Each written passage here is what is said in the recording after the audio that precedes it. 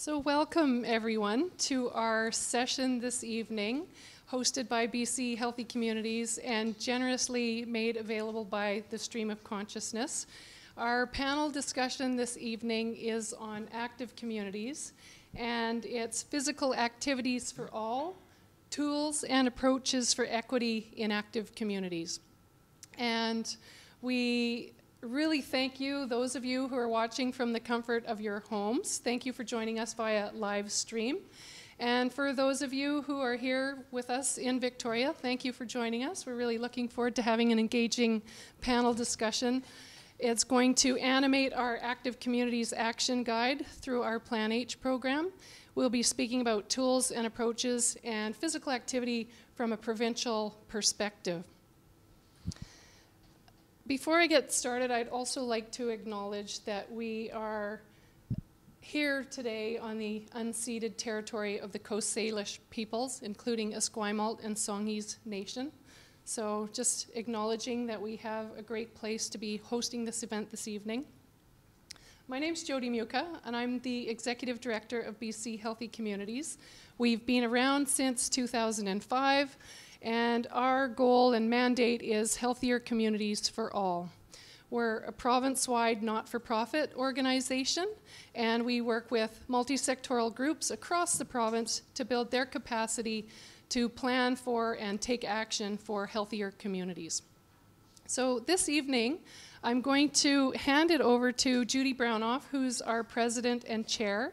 She will introduce our speakers, and from there, they will engage in a dialogue, a panel discussion, and then at the end, we'll wrap up and we'll have a bit more time here physically in Victoria, and I'll let you know, live stream folks, when we'll be complete and you can log off the stream technology. So I'm going to hand it over to Judy. Thank you so much for moderating this evening. Let's see if I can get this in properly without knocking anyone out.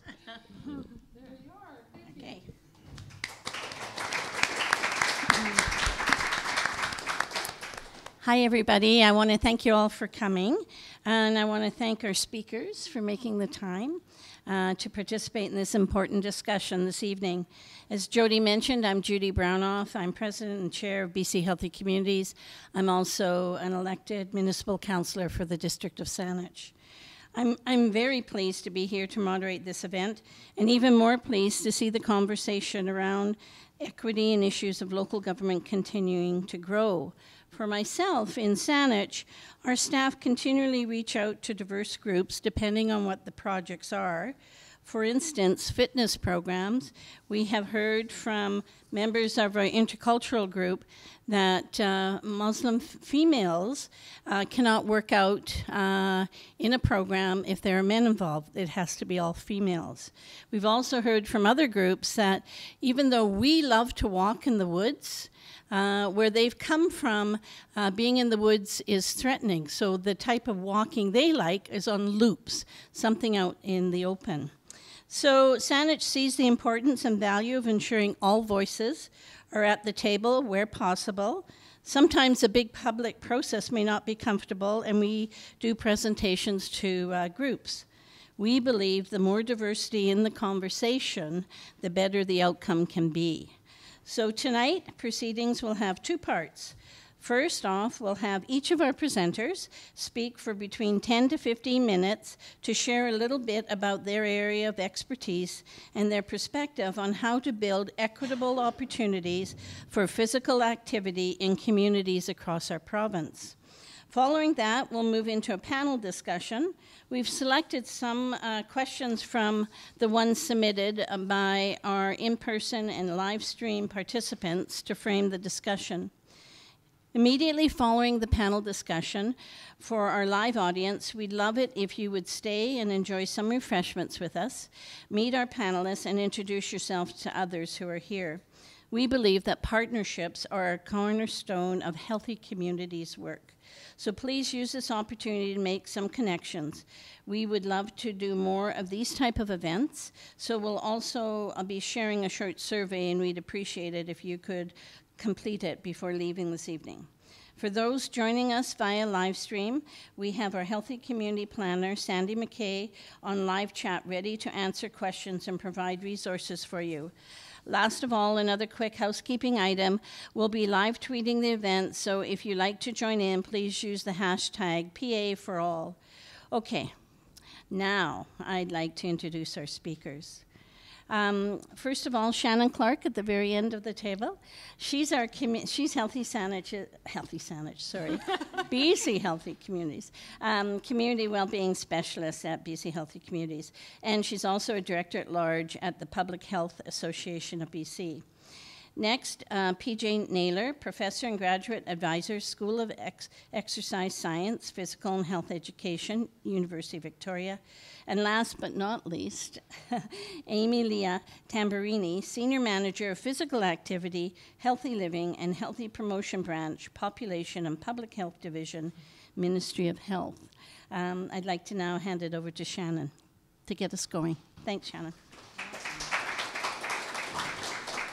Hi, everyone. Hello, live streamers.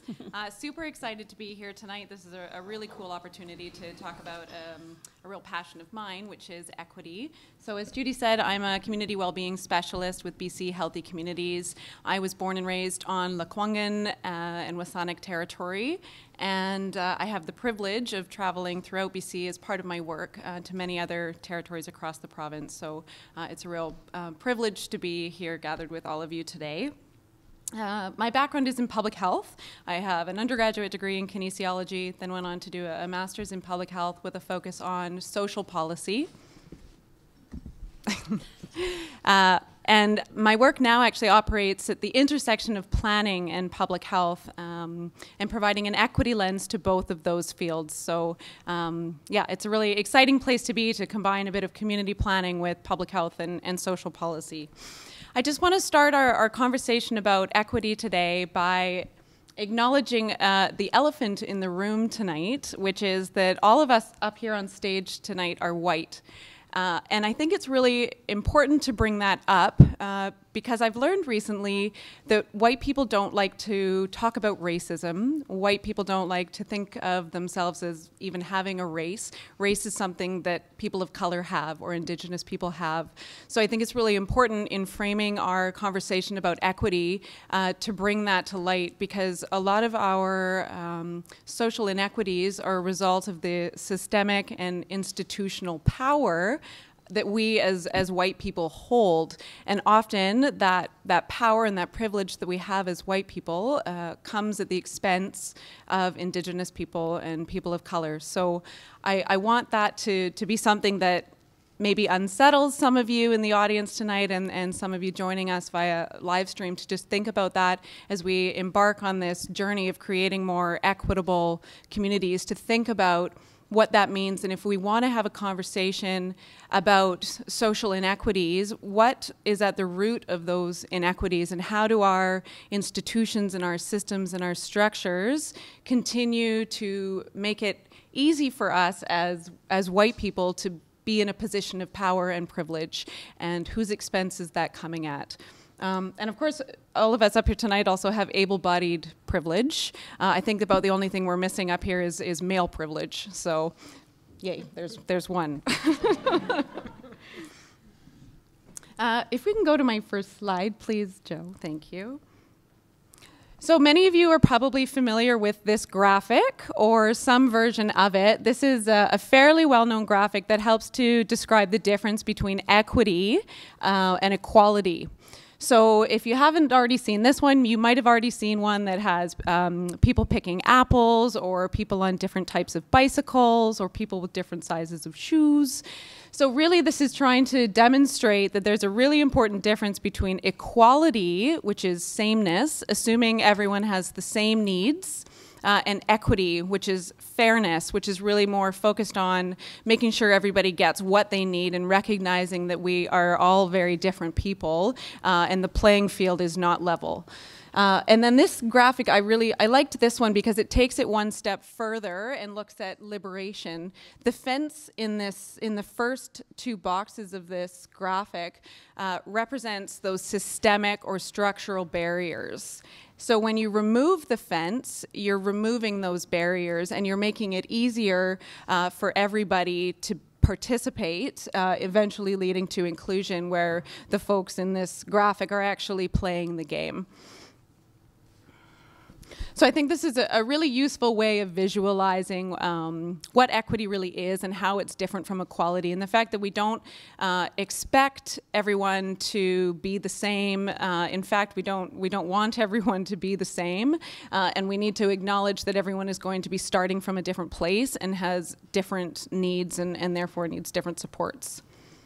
Next slide.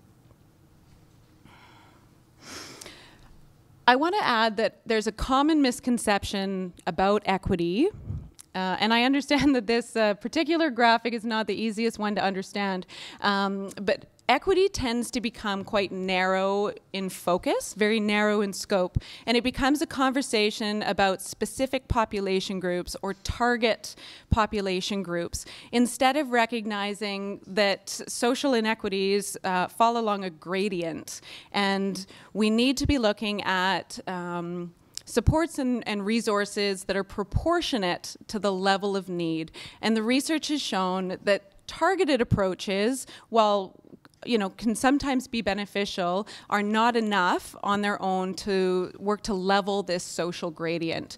So the line below those arrows is our current gradient. It's quite steep, and if we continue on the track that we're on, that gradient is only going to get steeper. What we want is that dotted line at the top. That's where we're hoping to get. And the arrows represent the different types of supports and resources that we need to apply across the social gradient in an effort to create more equitable communities. So an example, if it's helpful, related to physical activity would be a targeted physical activity program would be one that is specific to low-income children. So we're going to offer this recreation program just for low-income children to participate. A universal program might be a recreation program at a rec center that's open to everyone, but it's the same price. No matter who you are, everyone can access this program theoretically. But then a proportionately universal program would be one that's based on a sliding scale fee based on your ability to pay. So those are just a few different examples of how we can see that applied in practice. And it's not just programs. We would also need to see that principle applied to our policies, our funding strategies, our communications, and our community engagement strategies. How can we provide or look at the way we provide our supports and target our messaging that's proportionate to the needs and differences of people? And next slide, please. We can look at physical activity through an equity lens in different environments. We can look at our physical environments, that's our built and our natural environments. So we need to make sure that we have access to opportunities to be physically active in nature or in our built environments. It needs to be easy for all people to just get out and be active. But there also needs to be equity in our economic environments. Opportunities to be active need to be affordable or no cost. And we also need to look at equity in our sociocultural environments. So are the opportunities that we're providing socially and culturally appropriate? And we need all of those different environments to be equitable to really start to see changes in the way we do our work and to start to break down those systems and those structures. So at BC Healthy Communities, we really strive to apply an equity lens in all of the work that we do. We produce a lot of different tools and resources, and we work with a lot of different partners. But this one resource is a new one for us. We just developed this. It was released in September. It's through our PlanH program, the Active Communities Action Guide. It's for local governments, so municipalities, regional districts, First Nations, Métis chartered communities, looking at different strategies that all local governments can identify to support equity through physical activity. So the guide, let me grab it here. For those of you in the room, has a lot of different explicit mentions of equity, which I find really exciting. It's a great opportunity to kind of shed light on some of the social inequities as they relate to physical activity. We provide an introduction. What is physical activity? Why is it important? Why does it relate to local governments? And then also, what are some actions that local governments can take? What are some strategies that they can use to start to see equity in the work that they're already doing and just shift the way they're engaging in their planning processes. And we also provide a lot of tools and resources in the guide, a checklist to help them go through some different strategies, and lots of different community examples from across BC. So what different communities are doing, how can we celebrate and build on the work that's already going on, and look at different examples and apply them in different contexts. We go through the principles of OCAP. For those of you who aren't familiar, it's ownership, control, access, and possession as it relates to First Nations data. So ensuring that data is used by and for First Nations people, and that they have ownership and control over how that information is being used.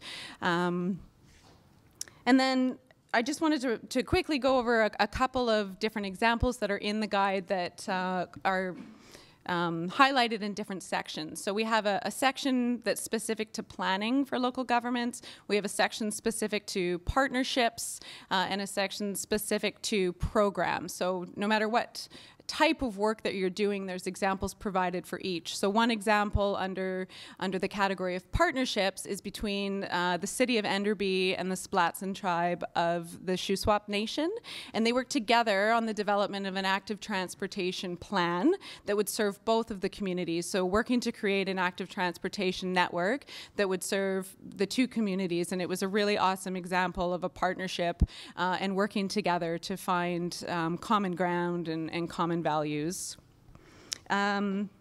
The other example is from the planning section, and it's the City of Surrey. They did a really interesting and exciting community engagement process as part of their Parks, Recreation and Culture 10-year plan, and they really looked at how they were going to reach out to different members of their community to get feedback and what some of the barriers to engagement were going to be. So they had what we thought was a really equitable engagement process using different types of engagement, not the traditional come to our open house and we'll tell you about our project or you can give us feedback. So they hosted different types of events. They went out to different existing community places to try and reach people where they are. And they even offered interpretation services so that they could get feedback from non-English speakers in the community. And then the last example is under the program section, and it was the Songhees Nation, and they are currently in the process of implementing their Songhees Wheelness program, which is a bike share program for all members of their community. They're working in partnership with a local bike share company to provide bikes that any community member can access. There's a really amazing trail system that runs right through the Songhees Nation, and so it's great that they're able to provide access to bicycles for people who wouldn't have otherwise had access. And they have bikes that are step through for older adults. They have youth bikes. They're doing lots of different community events to promote cycling, and they're doing bike skills and bike repair courses. So really cool examples of how equity can be applied in different local government contexts and in different types of work that we do in our fields.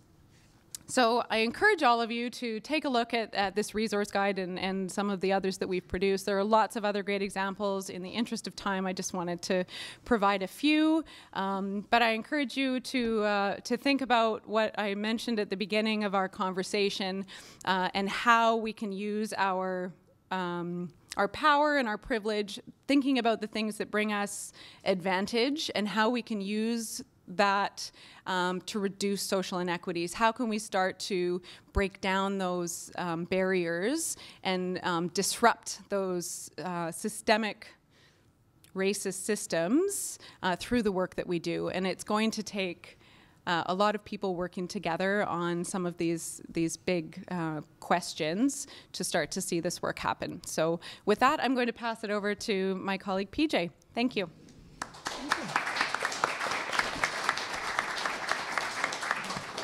Thank you so much for having me, and thank you for your words, Shannon, because it led into some thoughts that I had as we're moving forward. So good evening, everybody, and I'd like to begin with a bit of a personal story. I grew up in Calgary, which is the traditional territories of the people of Treaty 7, and which includes the Blackfoot Confederacy, Stoney Nakoda, and Tutina First Nations. And then I've been privileged and with great gratitude have lived, worked, and played in the unceded territories of the Songhees, Esquimalt, and Wasanic peoples. So that's sort of where I come from. I love to run, so I do like to be active myself. And you heard a little bit about my background. I'm a professor in the School of Exercise Science, but most of my research is community-based, done with community partners, and it has focused on largely on setting-based approaches to physical activity and healthy eating for children and youth, although I have dabbled in adults and pedometer programs. And the settings I've really worked on are schools, child care, or recreation facilities, and then a little bit of work in active transportation, mostly to and from school, and some family-based initiatives. So that's sort of the perspective where I've come from. And but I believe I wear two hats. I'm also the co-chair of the Provincial Physical Activity Collaborative, which represents a number of physical activity stakeholders in the province and supported by funding from the BC Physical Activity Strategy and supported by the British Columbia Alliance for Healthy Living. They manage it. So we have had a really interesting process, and that we had a subcommittee struck over the last year.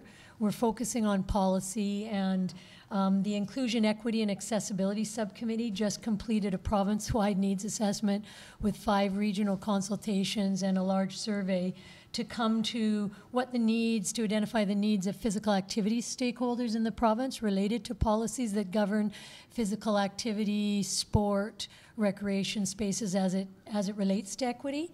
And along with identifying the importance of enhancing partnerships and networks in this space and about this discussion, which I think is really important, this process that we're doing right now is having a shared conversation. It also really identified that people needed tools and resources that support equity, diversity, and inclusion policy development, staff and volunteer training, and how to evaluate and monitor whether what you're doing to create diversity and equity and inclusion in your space is actually working. So there's a lot of need out there related to this right now, and everybody's moving in that direction, but that's where we're going, and stay tuned to this space where what goes on with the toolkit. But people want one-stop shop where they can find things, find somebody else's policy, find somebody else's training package. Today I thought I'd just take a brief look, because we're talking about local government, but also all those not-for-profit stakeholders and community stakeholders that exist in local spaces. We do connect our work on physical activity with a number of large policy documents. So I thought I'd take one brief look at the broader physical activity landscape and what tools and resources are there for you to take. And the reason I like it is I am a researcher. They gathered all the researchers in the world globally and in Canada and the physical activity stakeholders, and there's been large conversations going on around the world in Canada and British Columbia, and consultations, very thorough consultations that have come to a couple of strategies that I think help embed our work. So if we could go to the first slide. I just wanted to show you, these are some of our guiding physical activity policies and plans. Active People, Active Places is the British Columbia Physical Activity Strategy. I'm going to talk a little bit about common vision for increasing physical activity and reducing sedentary living. It's Canada Let's Get Moving. And then the WHO recently released Global Action Plan on Physical Activity. They're all focusing on the same thing: more physical activity for more people more often, health for all, physical activity for all, sport for all. Those types of terms are in them. If I could look at the next slide, I'll just give you a little glance at the policies. So we call this, affectionately, those of us who know the physical activity strategy call this the house. It's a little harder to see, but what happens here is it has all the levels we're talking about. And you'll see some of the cross-cutting themes here in the provincial strategy or equity. The other thing about it is we're talking about active communities, and in the recent physical activity action plan, the last 3 years, active communities in the physical activity space has been funded through that strategy, and it's a really strong fit. It's one of the settings that really encourages people, provides the opportunity. There's a new model of behavior change out there, COM-B it's called, but you need the capability, the opportunity, and the motivation to change behavior, and if we're talking about physical activity. So this starts dealing with the settings, the target populations, and some of the principles that underpin what we're doing. And it actually even designates some of the strategies that are at our fingertips. So this is online through government websites, so it's really a nice document just to scope out. Okay, thanks. The next one is, I'll just quickly, this is the common vision, and this is because we had a sport policy, a recreation framework for Canada, an obesity prevention framework, and this common vision document was try to pull together. We Canadians love our policy documents and our guidance. We're good at it, but it can get a little complex. So the common vision pulls together some existing Canadian documents and does some actions. Like one thing for active communities, you say spaces and places, and that's where active communities sit nicely. Public engagement, active communities, partnerships, active communities, leadership and learning. So there's a good fit. And the next one is the Global Action Plan on Physical Activity. It's meant from 2018 to 2030. They have 4 strategic objectives that you can see in the boxes and 20 policy actions. They get very specific if you're looking for some options for yourself. And one of them is creating an active society. This is more on the communication, making sure everybody's aware. I don't like stopping there. Creating active people. This is where they put their setting-based approaches, work sites, primary care, schools, childcare, recreation facilities. Then creating active environments, they put active transportation and as well active spaces like parks and infrastructure. And then creating active systems, and this is about leadership, funding, building capacity, and all those partnerships that we put in place. Next slide. And this was all founded on a few years ago. The research community in the world came together to say, where did we have our best investments for physical activity? And they came up with 7 best investments. This is a great document. You can find it a one-pager. But I did want to say, I took a picture on the top, so you see the first 2 investments done from the document. But I bolded community-wide programs involving multiple settings and sectors, and that mobilize and integrate community engagement and resources. It's naming that community-wide approaches like active communities is one of the 7 best investments for physical activity. And so the way we work and what we're talking about here today is critically important to moving the physical activity dial. And some of the settings we're talking about, whole of school programs, transport policies and systems, urban design and infrastructure, all sports system, making sure sport for all and participation across the lifespan, and public education, including mass media. Those are the 7 best investments with enough evidence to say we should be doing this stuff. And 3 of those are firmly in the active communities bucket. Next, please. And then finally, of all these documents, if you want to plow through them, they all have equity as a foundational principle. Every single one of them mentions it. Some of them are dedicating pages to it. Diversity, inclusion, access, equity. And they're at the foundation of the document, and I thought I'd just highlight that. But the one thing I did notice is the how-to isn't there. It's aspirational, principle-based thinking, but the how-to is seems to be where we next need to go. And finally, everybody knows that we just came up with a physical literacy consensus statement for Canada about having the competence and confidence and motivation to be able to choose to be active for the rest of the people's lives. And in the physical literacy consensus statement, you see on the left, physical literacy is an inclusive concept accessible to all. So even here, we see underpinning what we're talking about in the physical literacy space is equity. Next slide. And finally, this is a local example. You can't really see it on the slide. The Vancouver Coastal Health has created a physical activity strategy.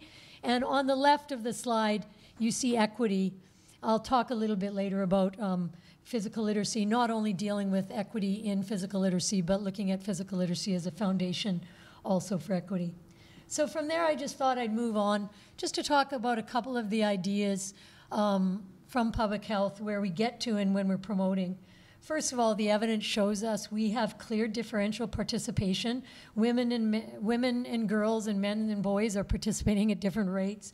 We know that the LGBTQ2 community has, the evidence from there is that they're not feeling as welcome and safe in the space, that ethnicity and culture can be a barrier. We heard from Judy talking about that. And that income and people with disabilities also have a number of barriers. So the evidence is there to support moving this direction. I just want to offer some ideas for consideration. It was really great that Shannon talked about universality, because if we're making local government decisions or even NGO decisions, one of the things I think we really need to do is balance universal strategies with targeted strategies. Not one over the other, but really think about what we're doing.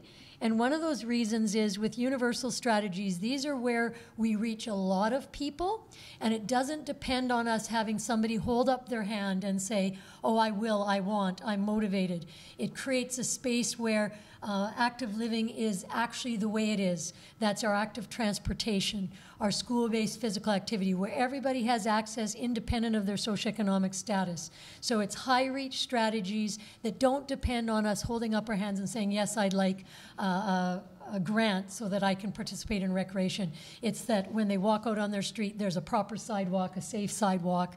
There's a ramp for them to wheel up on their wheelchair if they want it, to be active in their own community. So that is more universal, that people don't have to ask and know. I take an example that I did from Head Start, read in the research from Head Start, where they looked at these barriers and they said, okay, there's childcare barriers. We want to educate parents about healthy lifestyles, so let's take off the barrier. We'll give them bus or transportation. We'll give them parking. We'll give them babysitting while we're speaking to them. Their children will be cared for. And even at that point, it was very difficult to reach into the population with all these cognitive strategies. And it has to go a little bit back, Trevor's in the room, to the social determinants. Things are built over generations. We have generational physical inactivity, and so choosing might not always be the easiest way, so universal. The other part about it is, though, when we're universal, this is why we're here, is those strategies miss people, and they don't allow us to understand culture, ethnicity, and so when we are doing universal, we really have to understand to make sure people feel welcome and normalized in the space. And that means we have to change our infrastructure. We have to change our way of teaching. We have to change our way of leading our programs. We have to change what we lead. It might not always be a sport that comes out of, basketball or hockey. It might be dancing. It might be drumming. It might be those types of things. So universal with also tweaking what we think about universal into programming. And that leads me a little bit into we need to adopt or develop those policies that guide our investments, our infrastructure, as a foundation to our practices. So one first step as a foundation is practices. Great. And within that, we need to train our staff to enact the policy, but also if we're looking at equitable access and breaking down some barriers with our policies, like saying we do have differential funding for people in our program, whether they can pay or they can't, and programs like in Mission, they did the Play Pass, providing leisure all year. Here it's the leisure involvement for everyone. Providing funding to increase equitable access, but also, when those programs exist, providing the training. And Sport for Life has a number of new training programs to help new Canadians to deal with Indigenous populations, to be dealing with people with disabilities. So there's a lot of existing resources out there to help us lead better in the programs that do exist. And then I think the last thing I might talk about is, and Shannon talked about it, engagement of groups. Nothing about us without us.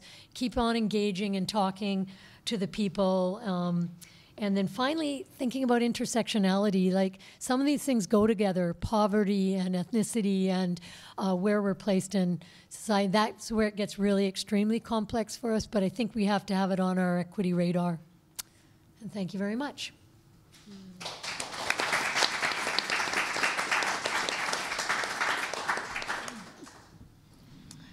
Great. Hi, everyone. Such a pleasure to be here. Hi, everybody online as well. The traditional territories that I want to acknowledge are the ones that I grew up on in Wasaga Beach, Ontario. These are the lands of the Anishinaabe peoples, primarily Ojibwe and Chippewa. And before I came to this talk, I had no idea of the traditional lands that I grew up on and played on. And so I'm really grateful for the opportunity to reflect on that, especially as it relates to physical activity. Because when I think about where my passion came from for being active and my enjoyment of nature and outdoors, it was absolutely on that land growing up. So I'm thankful for the opportunity to experience that and express my gratitude. My father immigrated to Canada when he was 16 years old from Italy, and my mom grew up in a German-rooted Mennonite family. So I am European through and through, and I think that relates back to Shannon's comments at the beginning about privilege and how I step into my own experiences here.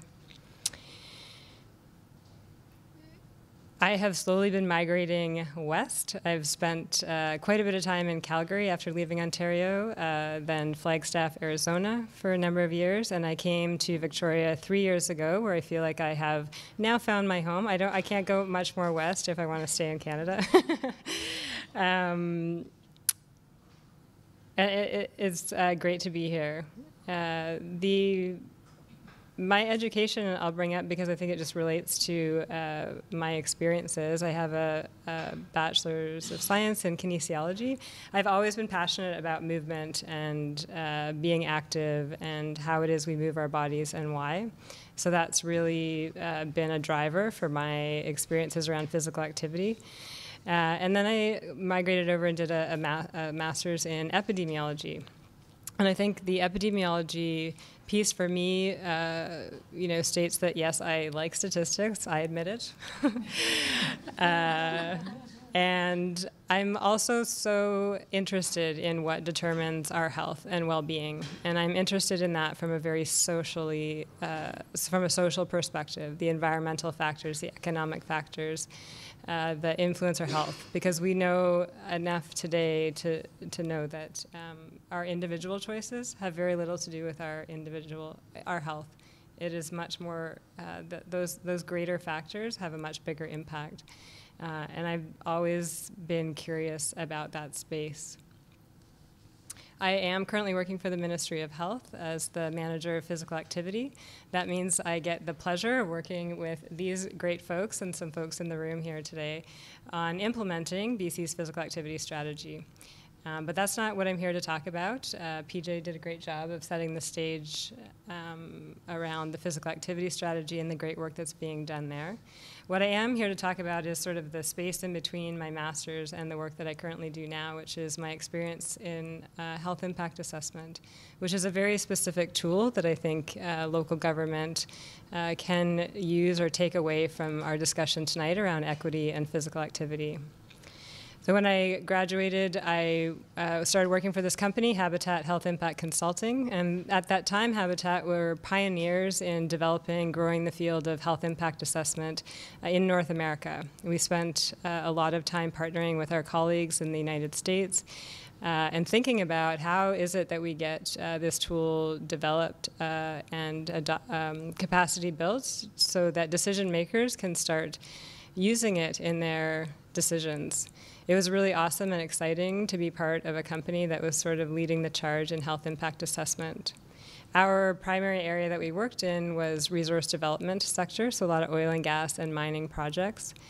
And in those projects, physical activity wasn't necessarily a major theme.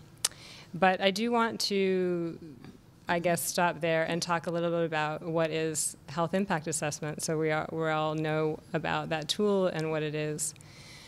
So HIA is a tool. I will call it HIA throughout. So it's an evidence-based tool that will inform decision makers of the potential health effects of projects, policies, and programs that are being considered.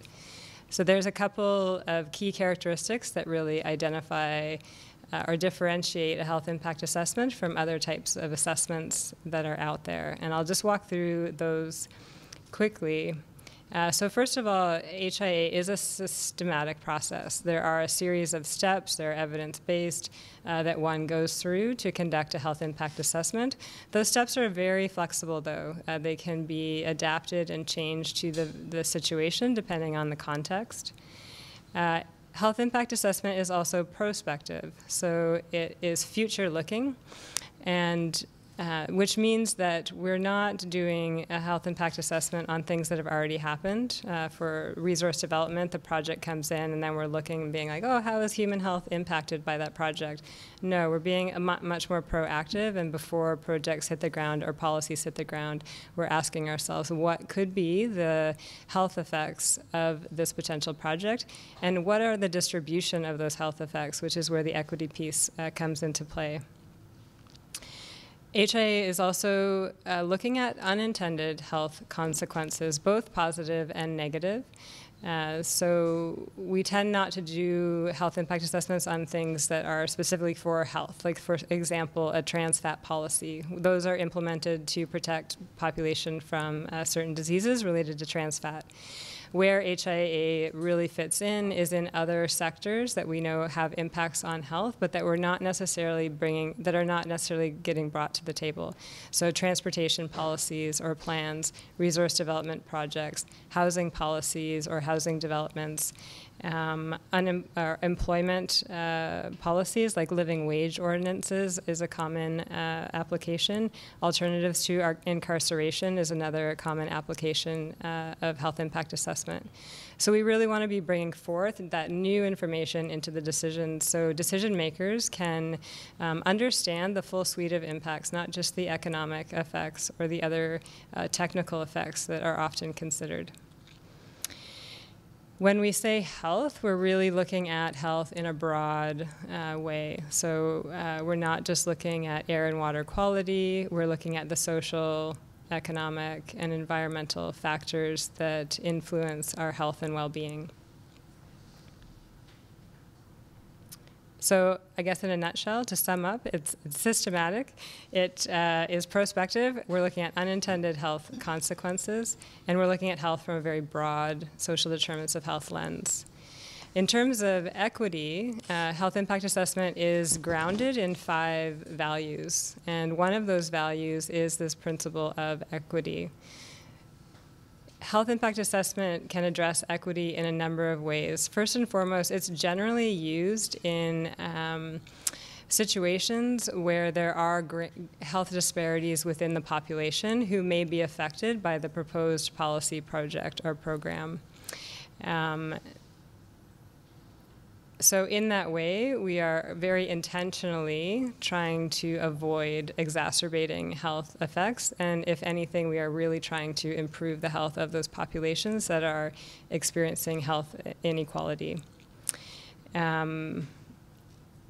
Equity also comes to play in terms of the process, which I think is very important. Health impact assessment, a key component of it is the stakeholder engagement and the ways in which we engage with people being impacted by these decisions.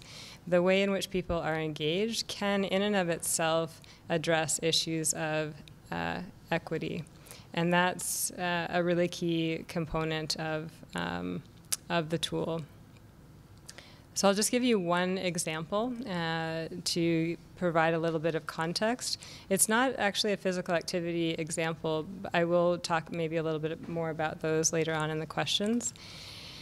This health impact assessment was conducted in Flagstaff, Arizona, and it came about because community health organizers were working with a community on a grant. They had received grant money, and they needed to do work around diabetes prevention.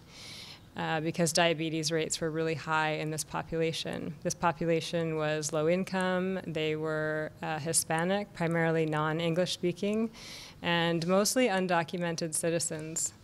And the undocumented citizens piece, I think, is a great example because although we might think that is a U.S. problem, very much this population is within Canada, and more so will be part of our discussions in terms of the decisions that we're making. So the community organizers were going in and being like, you know, we need to be more active, you got to eat healthier, and all of that. And the community members just kept feeding back into that process saying, you know what, that's great and all, but we have all these other needs that aren't being met, and there's this student housing development that's being proposed for our neighborhood, which means we're going to be displaced. It also means the social fabric of our community is going to change. It also means there's going to be traffic safety issues.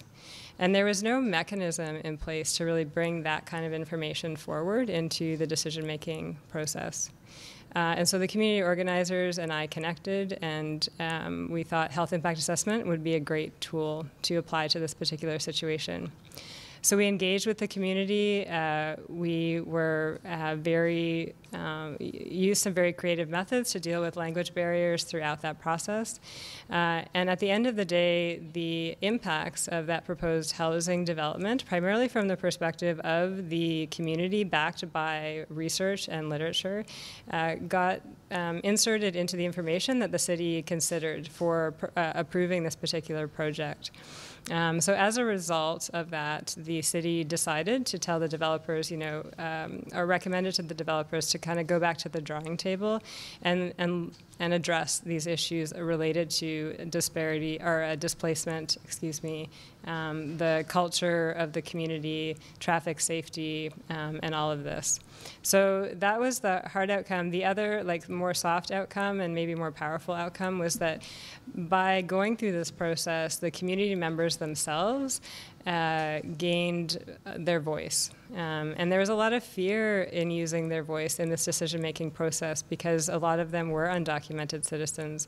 But at the end of the day, it wasn't us standing up there in front of City Council expressing what the health effects would be. It was the community members themselves.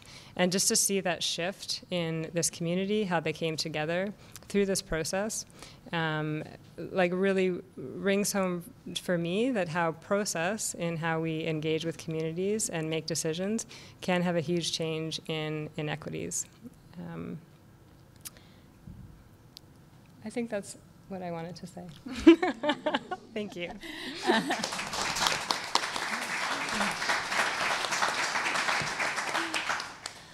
So first of all, I want to thank our panelists. I think that the conversation is very rich. I want to recognize just a few of the things I picked up. From Shannon, thanks for raising the issue of opportunities should be socially and culturally available. I think that was something I picked up around developing programs. I want to recognize you for raising our guide, which as a local official, I think the guide is an excellent document. But I really want to talk about was the bike share with the Songhees. Saanich Council was having dinner with the Songhees, and I went up to Chief Sam and I said, "This is great, this program you have, these bikes that are here." And Chief Sam said to me, "It's a great program, and our young people, when they complete the course, they'll all get a new bike." So it is very exciting how programs can really enrich working with our nations. PJ, I wrote down things like, this one was really important to me around spaces and places and partnerships, leadership, learning, and equity. I'm a real keen believer in safe routes to schools, so when you talk about active transportation, Saanich just developed an active transportation that'll last for around 20 years, and it had a diverse group of various committees involved and people involved. So safe routes to school is a key one. on, because I believe if our kids are like I used to walk to school, but there's this fear factor out there now. So it's if we make it safe and they get energy and excitement to do it, we'll get more of our children walking and biking to school. And the idea of welcoming spaces, I can tell you one of the things that in Saanich, the engineering department did. I mean, you have to respect engineers over the years have done things of open houses a certain way. Well, when we were designing complete streets, the engineering department hired a planner. Not our planner, but an independent company. And when you went to the open house, like Cook Street or Tillicum, you had these long tables that had the whole street on it. So my house would be here, and they had 5 examples of what the treatment was going to be. So you could take the treatment, and it was on a clear slide sort of material, and put it in front of your house. And you could actually see, well, no, I don't like that treatment, but I might like treatment 2 or 3. So it was a way to engage the public around developing complete streets in their neighborhood. And it was a really interesting process for the engineering department to get involved with. And with Emily, I'm really interested in the health impact assessments. I really, really am, because I truly believe that when people talk about health, they think a certain way, but I think what you said, unintended health impacts, good or bad, and from various diverse impacts. And so I think that's a key one. And equity in the process around engagement, and I think that's really important. And I think more and more municipalities, we need to be doing more of it. I just want to say one of the other things I wanted to mention was that for Saanich, we had an LGBTQ group that had come to us, and we didn't know, Recreation didn't really know what programming they wanted, but what they wanted was a full body swim. And, they can't swim in the normal swimming time. Anyway, so it's just kind of our staff recognizing a diversity in our community, and how are we going to integrate some of the different healthy activities to get everybody in Saanich connected. So now what we're going to do is I have these questions, and I think it's important that we hear from our panelists. So, Shannon, one of the earlier bits that you spoke about was Indigenous focus equity. Can you expand on that a bit? Sure. Well, I think this goes back to how I started my spiel, and I think often when we talk about equity, or historically when we talk about equity, we talk about the other. We're talking about those groups or target population groups without, I think, turning the mirror on ourselves. And if we are in a position of power, starting the equity conversation with what our own privilege is and how our current systems and institutions and structures help to uphold that power for us.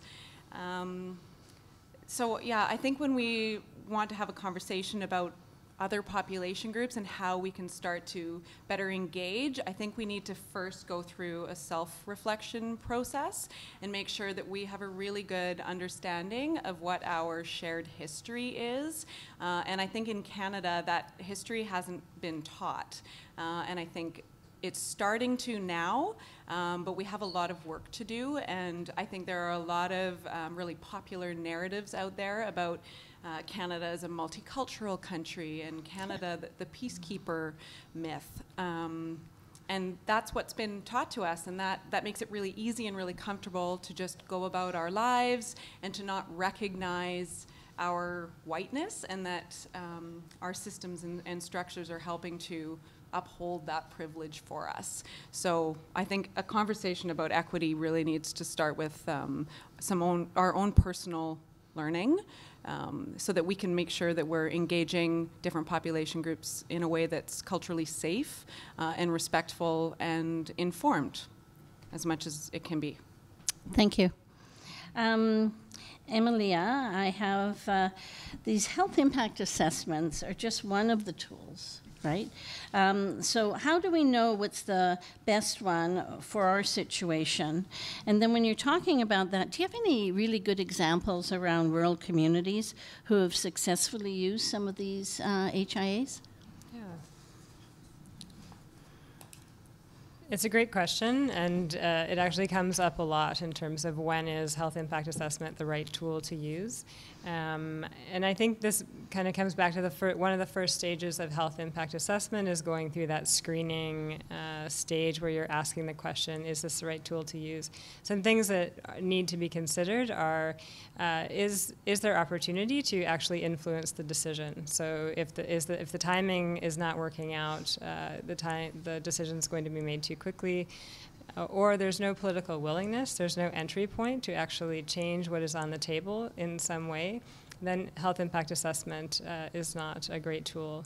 You also need to have resources in place. That might be money, time, the expertise, both public health and in terms of the health impact assessment process. And many HIAs actually come about because there's a champion in the organization. They know of health impact assessment and are able to secure some grant money, which kind of deals with the resource question. HIA is a great tool as well, like I said, when there is a broad swath of health effects that might be influenced by the decision on the table. So if you're building, for example, a road that is just surrounded by a beautiful landscape, but not a lot of people, is probably not the best tool. You might just apply a traffic impact assessment and that will be fine.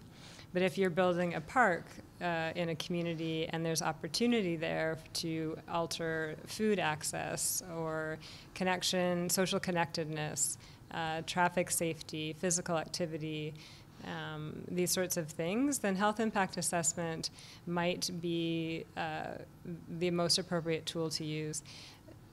And I will say that if you use health impact assessment, it doesn't mean that you then exclude other tools. So for example, if crime prevention is an area of concern for the community that is being brought forward in this process, you can do a health impact assessment, but you might want to bring in a process like CPTED, crime prevention through environmental design, to really be able to look at specific factors around design that could alleviate issues of safety and well-being. And you could also do a traffic impact assessment if that's appropriate. So these sorts of other tools can feed into the process. And I think the last consideration that is really important around when HIA is most appropriate is that question of equity, because it really is meant to address issues of equity and deal with decisions that are being made that will differentially impact communities that are already experiencing health disparities. So those are some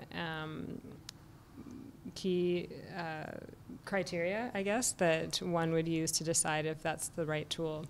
In terms of an example, as I said, most of the examples that I have been involved in personally relate to resource development sector, and the needs on the table were really more around, will this project detrimentally impact healthcare services? What impacts will result because of a large mobile workforce moving into the community and all of the impacts there. And so physical activity really didn't come up in terms of a topic. But I will say that lots of rural, smaller communities have used the tool to increase physical activity levels. And the types of things that tend to be examined are infrastructure projects. So people are putting in bike lanes or pedestrian bridges. Major changes to parks or new developments. Transportation plans or comprehensive community plans is a great example. Or farmers markets, these sorts of things where physical activity, there's opportunity there to improve physical activity for community. I could go through an example, but is there time? No. It's too long. Okay. How about this other question I had was, so in your work helping communities move towards equity, what has been the most surprising or valuable knowledge that you've gained when you're out there? Is that for me? Yeah. Okay. Well, it's under you. Don't worry, we could all PJ. maybe. Or do you want me to ask the whole group? Well, it's fine. I mean, I can start, but Okay. I feel like others might be able to contribute here as well. This comes back to a lot of what Shannon was just speaking to in terms of equity and how we address it. I think when we're talking about health inequities, what we're talking about is prevalence of power differentials at the core. Mm-hmm. And those power differentials exist in our structures and processes, as Shannon alluded to. So to adequately address equity, we really need to start looking at where those power differentials exist within our organizations and within the policies and plans that we are implementing. So what I think is useful is really just taking that look inward as an organization to see, what are the structures in place that might be where those power differentials exist, and how can we alleviate that? So one small example that I know of from a colleague that works in a local health department, and her job is to really implement health impact assessment at the local government level. What she has worked on is tying equity language into RFP processes, so requests for proposals, to make sure that anybody who's doing work with the city on any project, plan, or policy will bring that equity lens into the process. And then I think in terms of other processes, the big opportunity there is where and when we engage with communities. And local governments are always engaging with community in different ways. And I think the more we use those opportunities of engagement to connect people and break down those barriers and help everybody see the other in themselves, that's when we're really going to start to address equity at a ground level, whether we're talking about physical activity or some other topic area. So when we engage walking into that space with the intention to connect people, connect each other in the room, but also connect decision makers with community and help all of us see each other in ourselves, I think that's where I've seen great magic happen in terms of breaking down those equity barriers. Okay. PJ, how do physical literacy programs help ensure equity, and does the health authority play a role in this? Okay, so one of the things we talked about is the intention to that physical literacy equity was a key component of it.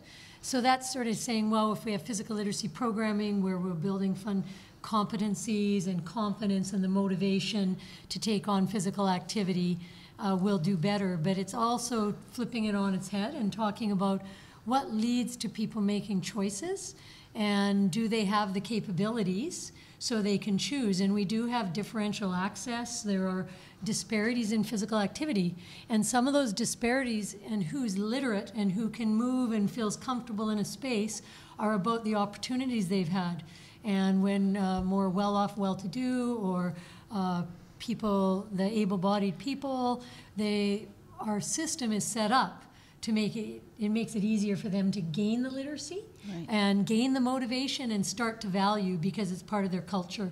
And so that's where I was arguing balancing universal to targeted, because in the universal spaces, especially if we're talking socioeconomic inequities, which really affect the ability to access sport programs and recreation programs, and if we don't go to the universal spots like the schools, like the playground after the schools, and really make sure that everybody has equitable access to the experiences that lead to physical literacy, that's where it's a foundation of physical activity. And we've even in Saanich, public health is on the active transportation. Yep.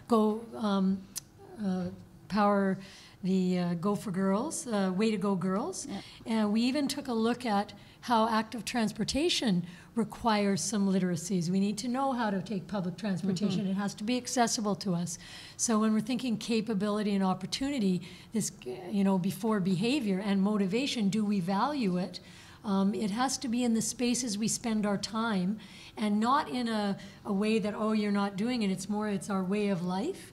And so physical literacy fits really not only how we do our business in physical literacy, we have to take, we have to start doing some of the things that I mentioned, some of the resources that are out there from Sport for Life, where we train our leaders on using equitable practices. That's one aspect.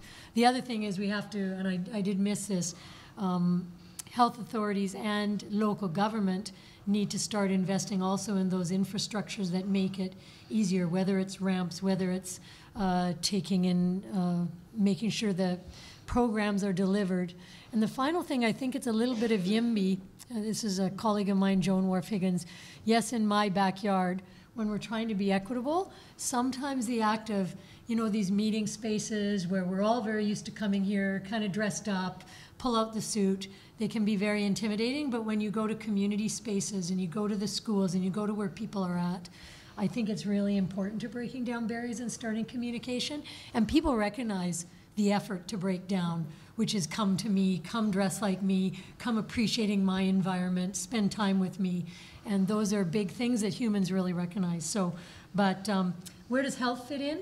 Health has enabled some of the movement and infusion of physical activity and physical literacy into the school spaces.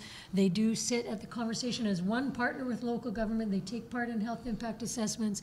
They make sure we look at those types of things. So there's a good community development in public health where they go and listen to what people are needing and keep the conversation on equity going. So I think they're one player in a group of partners that have to take on physical activity and other broader social determinants that lead to the ability to choose. Thank you. So I have, this next question is really for all of us. So what's the first thing that local governments can do to get started improving equitable access to physical activity in communities? So one of the first things. I will say one thing. This is because I'm a researcher, but I think we really have to understand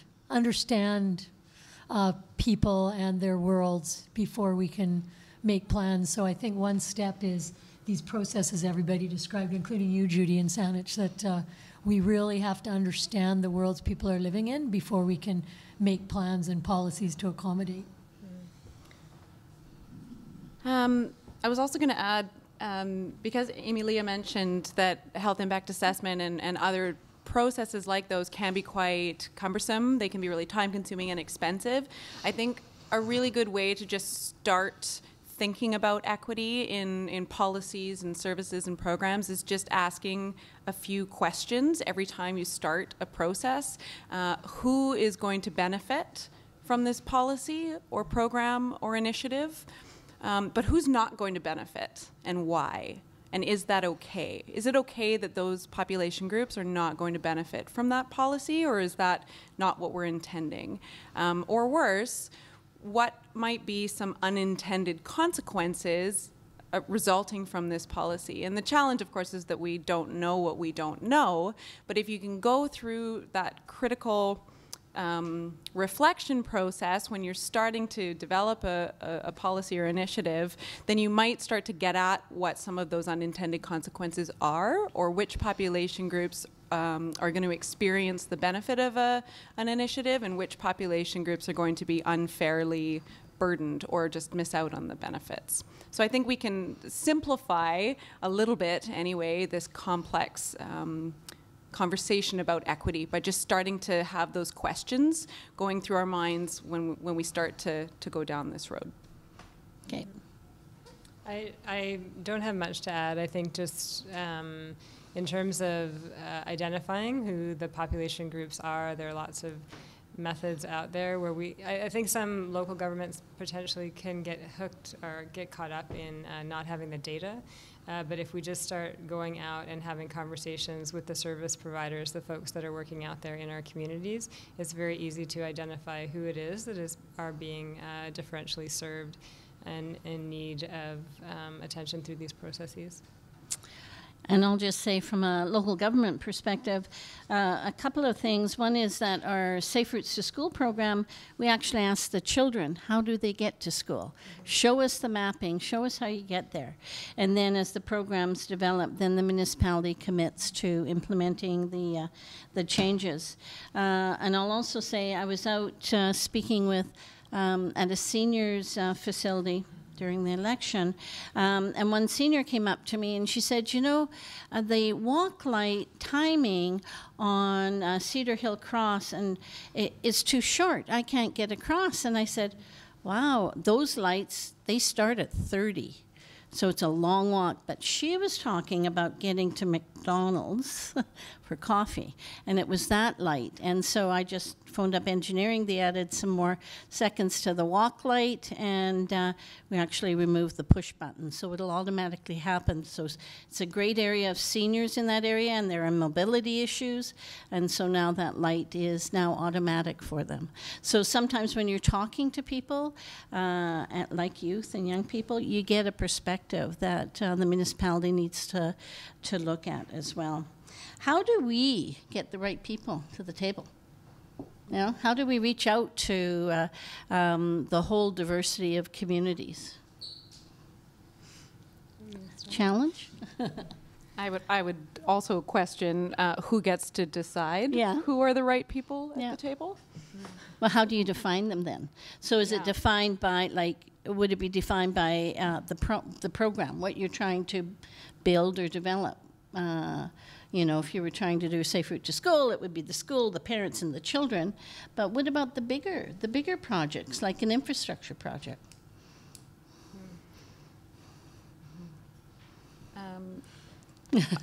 I think Emilia alluded to this earlier, and looking at the demographics of your community, we have not complete data, but we have some data available that helps us to identify different population groups that are living in our community or within a region, that can help us to explore who affected populations might be.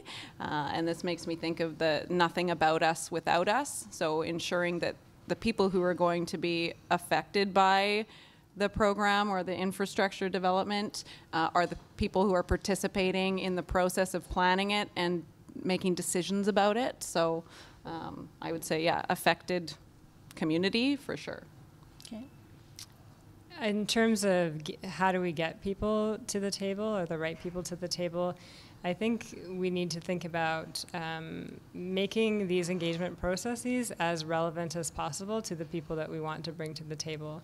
And sometimes that means being open to attending to needs that come up in those meetings that have nothing to do with the project that you're working on.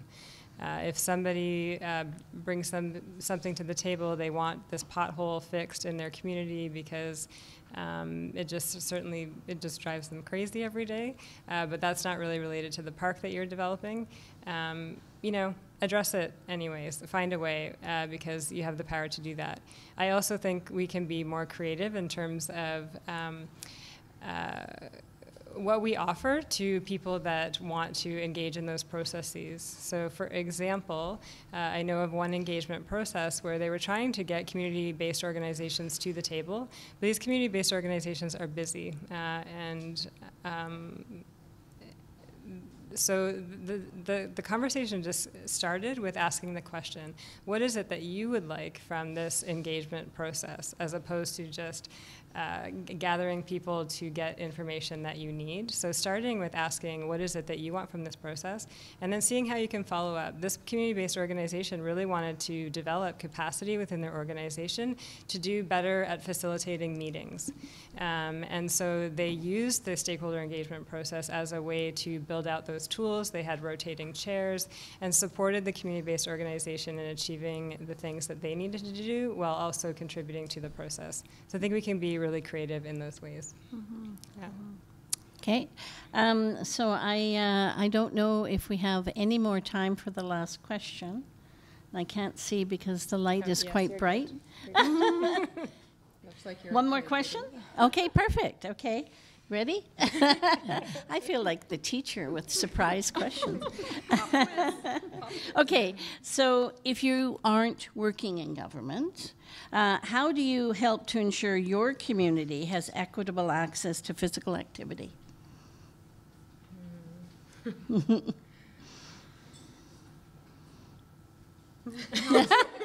It almost See, we're sounds all a bit working trite. in government. No, Well, oh, Shannon.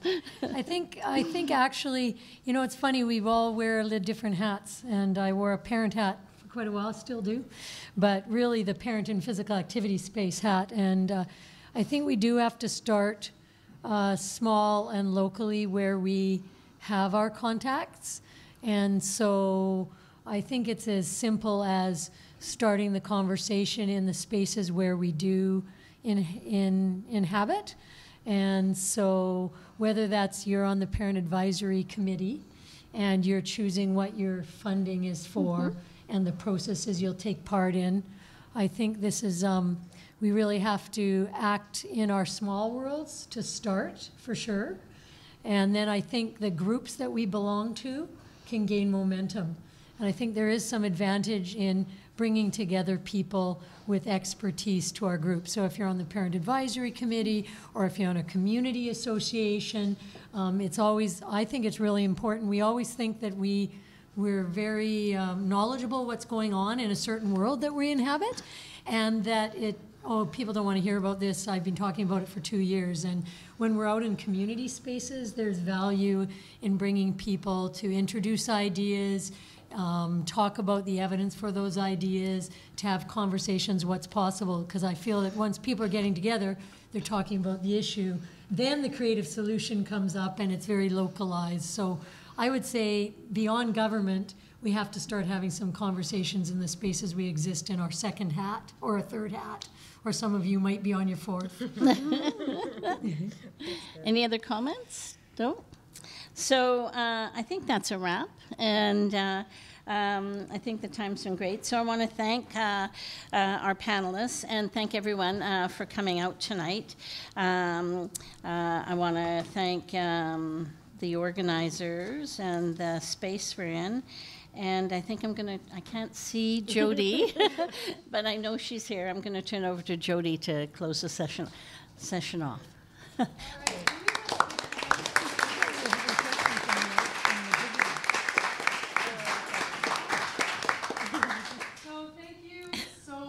To Judy, Amelia, PJ, and Shannon for great discussion and giving you a bit of a sense of the kind of work that we do.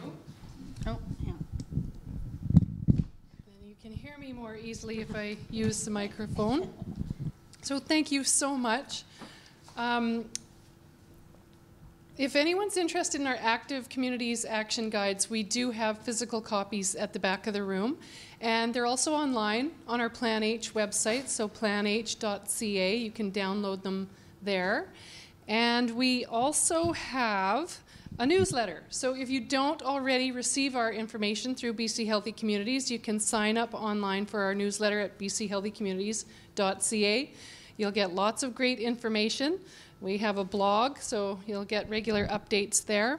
And I'd like to really acknowledge the contributions that we've received, the donations this evening. We have food and drinks at the back. So first of all, thank you so much to Stream of Consciousness for allowing us to use this platform. And it's fantastic, very values-based organization, and we really appreciate, Jason's saying questionable, we really appreciate this opportunity, so thank you. And also, Power to Be is here, and we did mention in the registration that if you were interested at all to provide some donations, we will be contributing that to Power to Be. It makes physical activity and outdoor experience available for youth. It's a really important organization. Thank you for being here. There's information at the back table.